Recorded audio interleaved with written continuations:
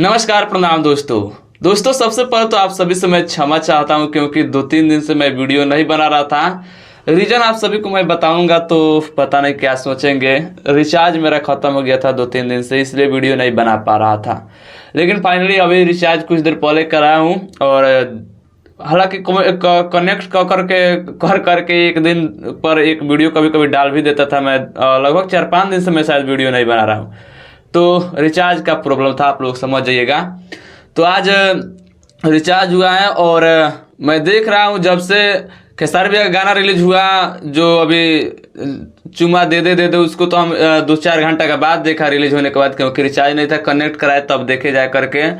तो अभी आप लोगों को उसका व्यूज और लाइक दिख ही रहा होगा, 2 नंबर पर ट्रेंड कर रहा है वो गाना।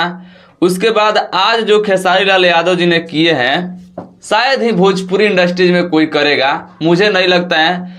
भोजपुरी इंडस्ट्रीज के ट्रेंडिंग स्टार खेसारी लाल यादव जी को इसी तरह नहीं कहा जाता है गरीबों के मसीहा और जमीन से जुड़ा हुआ इंसान। अभी कुछ दिन पहले जिस क्षेत्र में, जिस एरिया में बाढ़ से कुछ लोगों का घर दह गया, राशन पताई सब कुछ दह गया, उन लोगों को आज खेसारी भैया खुद अपने से जा करके अपने टीम के साथ में उन सबको अपने हाथों से राशन दिए हैं और खाना दिए हैं। और बहुत सारा उधर जितना भी एरिया पड़ता है सब एरिया में घूम घूम करके खेसारी भैया सबको राशन दिए हैं और खाना दिए हैं। तो ये सब देख करके बहुत गर्व फील होता है कि यार चलिए, भोजपुरी इंडस्ट्री में तो ये खेसारी भैया ही ऐसा सुपरस्टार हैं जो गरीबों को सोचते हैं और देखते हैं। और हमेशा वो ये पहली बार नहीं किए हैं, खेसारी भैया ऐसा हमेशा करते हैं। आप लोग देखे भी होंगे, वो दिव्यांग के लिए हुआ या जो अनाथ लोग होते हैं, जो लोग